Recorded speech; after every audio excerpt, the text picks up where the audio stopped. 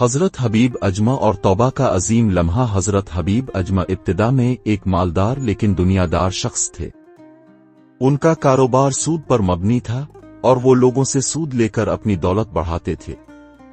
ان کے گھر میں ہمیشہ دنیاوی لذتیں اور آرام و آسائش موجود رہتی تھی، مگر اللہ کو ان کی ہدایت منظور تھی۔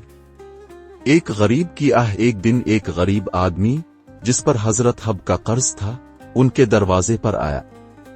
وہ بے حد پریشان تھا اور کہنے لگا، حضرت، میں بہت مجبور ہوں، میرے پاس قرض ادا کرنے کے لیے کچھ بھی نہیں، میرے بچے بھوکے ہیں، اللہ کے لیے مجھ پر رحم کریں اور میرا قرض معاف کر دیں یا کچھ وقت دے دیں۔ مگر حضرت حبیب اجمہ نے سختی سے جواب دیا، نہیں، جب تک تم قرض ادا نہیں کرو گے میں مہلت نہیں دوں گا۔ یہ سن کر وہ غریب آدمی روتا ہوا واپس چلا گیا اور کہنے لگا، اے اللہ، میں تیرے در پر فریاد کرتا ہوں، تو ہی میرا مددگار ہے۔ حضرت حب کی آنکھوں پر پردہ ہٹ گیا۔ یہ الفاظ حضرت حبیب اجمہ کے دل پر تیر کی طرح لگے۔ اسی رات انہوں نے خواب میں ایک عجیب منظر دیکھا۔ ایک خوفناک فرشتہ ان کے سامنے آیا اور کہا، اے حبیب، تمہاری دولت اور سود کا یہ کاروبار تمہارے لیے جہنم کا سامان بنا رہا ہے۔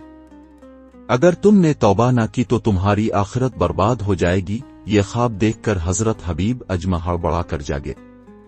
ان کا دل بے چین ہو گیا اور انہیں احساس ہوا کہ وہ غلط راستے پر ہے۔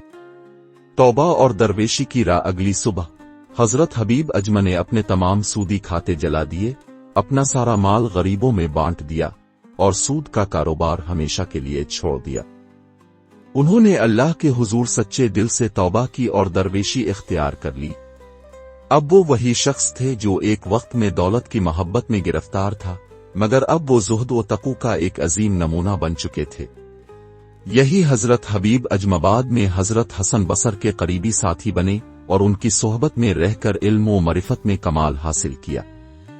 سبق: یہ واقعہ ہمیں سکھاتا ہے کہ جب اللہ کسی کو ہدایت دینا چاہتا ہے تو اس کے دل میں حق کی روشنی ڈال دیتا ہے۔ ہمیں بھی چاہیے کہ دنیا کی محبت سے بچیں، حلال کمائیں اور اللہ کی رضا کے مطابق زندگی گزاریں۔